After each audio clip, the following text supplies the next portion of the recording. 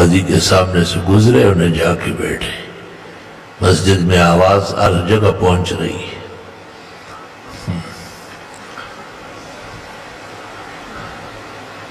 کیا اس دور کی طلباء نہیں ہے؟ لوگ کہتے ہیں کہ اس دور میں کوئی طالب علم نہیں، وہ کہتے اللہ ماشاءاللہ۔ ایسی بیہودہ و محمل پرچیاں دیتے ہوئے تمہیں شرم نہیں آئے کہ تم انسان ہو یا گدھا انسانی شکل میں یہاں آیا ہو؟ طلباء ہے، علماء ہے، یہ کوئی خچر گدھا ہے جو طالب علموں کے وجود کا انکار کرتا ہے۔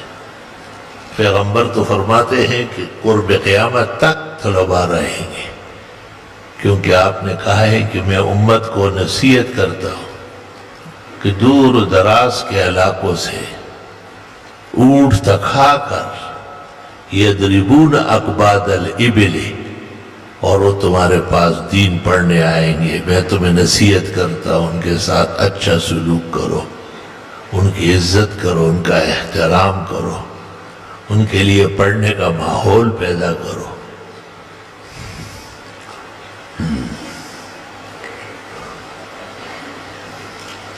یہ جو قرآن پاک 7 منازل میں، کیا یہ صحابہ، یہی مشہور ہے النشر فی قراءت العشر میں جزری نے لکھا ہے کہ یہ صحابہ کے منازل ہیں۔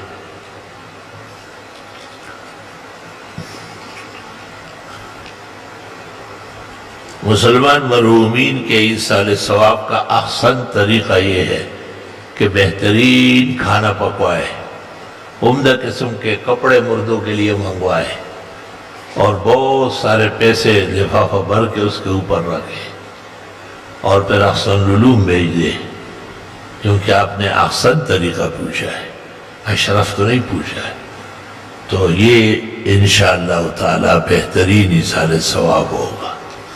مومن مسلم اپنی جانی اور مالی عبادات دونوں جس طرح رضا الہی کے لیے کرتا ہے، خدا تعالیٰ کے حکم و ارشاد کی تعمیل میں وہ زندے یا مردے کو بھی بخشتا ہے۔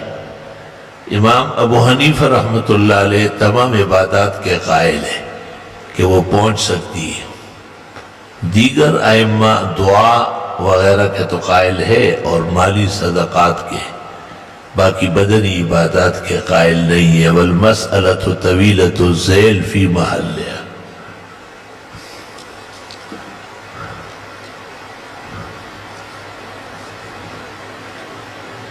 معتبر کتب میں نماز جنازہ کا ایک طرف سلام کے بعد ہاتھ چھوڑنے کا، مجھے تو ایسی کوئی معتبر کتاب ہی نہیں ملی جس میں یہ ٹیڑھی طریقہ لکھا ہوا ہو۔ دونوں طرف سلام پھیرنے کے بعد ہاتھ چھوڑنا چاہیے۔ یہ ایک خیال ہے، ایک رائے ہے ایک شخص کی۔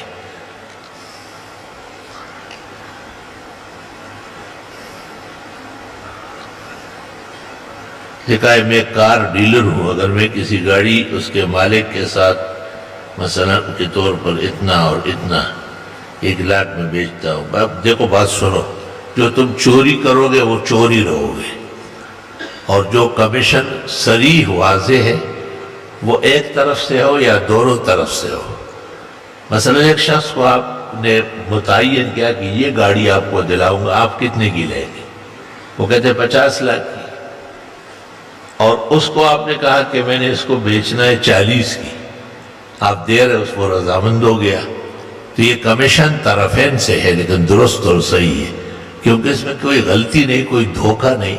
وہ خود 40 پر راضی ہے، یہ 40 کے لینے پر راضی، 50 کے لینے پر، تو یہ 10 لاکھ جو آپ نے بیچ میں سے نکال لیے، چونکہ یہ معروف فی العرف ہے، اور اب آپ نے اس کو کچھ کہا، اس کو کچھ کہا، اور درمیان سے پیسے نکالے، یہ خنزیر کا گوشت ہے جو آپ کھا رہے ہیں۔ ایک بستر یا جگہ پر چھوٹے بچے پیشاب کر لے اور وہ پیشاب سوکھ جائے، اس پر نماز پڑھنا جائز ہے، تیمم جائز نہیں ہے۔ اگر کبھی وتر پڑھ کر سو گئے، پھر آدھی رات کو اٹھا، تہجد پڑھے، نہیں پڑھ سکتے، اس رات کو اخیر تک نماز مکمل ہے۔ وتروں کے بعد نفل پڑھنے کی ممانعت آئی ہے۔ احادیث میں بیعت عقبہ اور بیعت رضوان کے بارے میں آیا ہے تو کیا اس سے کسی متقی کی بیعت ہونا ثابت ہوتے؟ کچھ بھی ثابت نہیں ہو رہا۔ بیعت جو عقبہ اولا عقبہ ثانیہ میں ہوا ہے مینا میں، آپ نے انصار مدینہ سے عہد و پیمان لیا تھا کہ ہم مدینہ آئیں گے تو آپ ہماری مدد کریں گے، یہ ہجرت سے پہلے ہے۔ اور بیعت رضوان سن 6 ہجری میں حدیبیہ کے مقام پر جو مشرکین آپ کو عمرے کے لیے حرم داخل نہیں ہونے دے رہے تھے، آپ نے حضرت عثمان رضی اللہ تعالیٰ عنہ کو وکیل بنا کے مکہ بھیجا کہ ان کے بڑوں سے بات کریں کہ ہم لڑنے نہیں آئے، ہم تو عمرہ کرنے آئے۔ عمرے اور حج تھے تو آپ جاہلیت میں بھی نہیں منع کرتے تھے۔ اس دوران یہ خبر پھیل گئی کہ عثمان کو مشرکین نے مارا۔ آپ نے فرمایا اگر ایسا ہوا ہے تو پھر عثمان کے خون کا بدلہ لے کے جائیں گے۔ ببول کے درخت کے نیچے بیٹھ کر آپ نے صحابہ سے بیعت دی، اس کو بیعت رضوان کہتے۔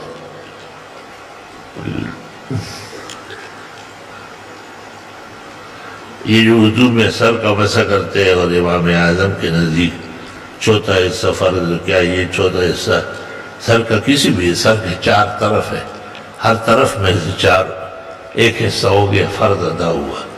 اور پورے سر کا مسح کرنا اور پھر اس کے ساتھ کانوں کے اندرون بیرون کا، یہ سنت طریقہ و مستحب ہے۔ مفتی صاحب کیا فرماتے ہیں علماء اس مسئلے کے بارے میں کہ بدعتی کا پڑھایا ہوا نکاح تو نکاح ہی ہے، کیونکہ اس میں نکاح خوان کی کوئی شرعی حیثیت نہیں ہے، وکیل اور گواہان سے ہی ہونا چاہیے۔ ایک سعودی عالم کا بیان وہاں کے اخبارات میں چھپا ہے، وہ کہتے ہیں اپنے مرحومین والدین کو وقف، خیرات، عمرہ، حج اور کار خیر کر کے فائدہ پہنچائے، ان کی قبروں پر حاضری دے کر ان کو کوئی فائدہ نہیں۔ خیر یہ تو ٹھیک ہے کہ اچھے اعمال کے ذریعے مرحومین کو فائدہ پہنچائے، لیکن یہ کہ قبروں پر نہ جائے یہ کوئی خاص بات نہیں ہے۔ پیغمبر نے کہا تھا میں نے تمہیں زیارت القبور سے منع کیا تھا، اب اجازت دے رہا ہوں، تم قبروں کی زیارت کرو، اس سے دنیا سے بے رغبتی اور آخرت کا شوق بڑھے گا۔ حکیم الامت مولانا اشرف علی صاحب ملفوظات کمالات اشرف صفحہ 190 پر لکھتے ہیں کہ دور سے پہنچانے کے بجائے قریب جا کر فائدہ زیادہ ہے۔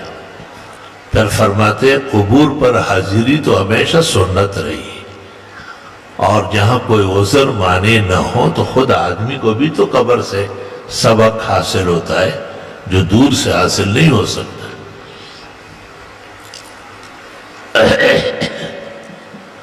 پھر ایک مسئلہ ہے جو آپس میں پوچھنے، بچے جس کو ماں دودھ پلا رہی ہے اور رات کو ماں نیند میں تھی اور بچے کو نیند میں دودھ پلا رہی تھی کہ سو گئی، تقریباً 2 گھنٹے بعد ماں کی آنکھ کھلی تو بچہ الٹا تھا، اس کو سیدھا کیا تو بچہ مر چکا تھا۔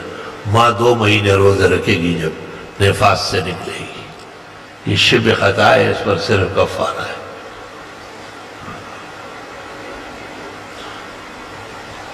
لگا ہے کہ آپ کے شوق سے جو ہے نا وہ سنتا ہوں بیانات اور پڑھتا ہوں، میں کافی مشکل امتحان سے گزر رہا ہوں، اللہ آسان کرے۔ ایک حافظ قرآن تراویح دیتا ہے اور لوگوں سے زکوٰۃ کا پیسے بھی دیتا ہے۔ حافظ قرآن خود سرمایہ دار ہے کہ حافظ کے لیے پیسے لے رہے ہیں۔ پہلی بات تو یہ ہے کہ لوگ جو دے رہے ہیں تو وہ اس کو مستحق سمجھ کے دے رہے ہیں، تو وہ اعلان کرے کہ میں زکوٰۃ کا مستحق نہیں ہوں، مجھے ہدایہ دو، تحفے دو، زیادہ دو، کم مت دو، خوب خوب دو، اور زکوٰۃ مجھے دیتے ہو تو میں تمہاری طرف سے فقیر مسکین مستحق کو دوں گا۔ اتنا تو حافظ صاحب پورا قرآن سنا رہے تو منہ بند تو نہیں ہوا، اتنا گونگا تو نہیں ہے، مسئلے کی وضاحت تو کر سکتا ہے۔ الحمدللہ رب العالمین، اللہم صلی وسلم علی النبی وعلی آلہ واصحابہ وبارک وصلی وسلم علیہ۔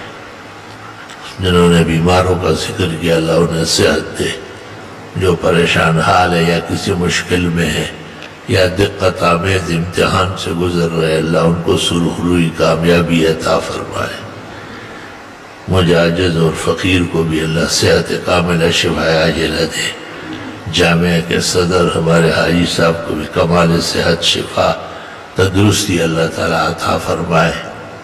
جو حاضرین اور ان کے غائبین ہیں، جن کے لیے فکر مند ہیں، سب کے حق میں اللہ مجلس اعلیٰ کی دعائیں قبول فرمائے۔ صلی اللہ علیہ وسلم۔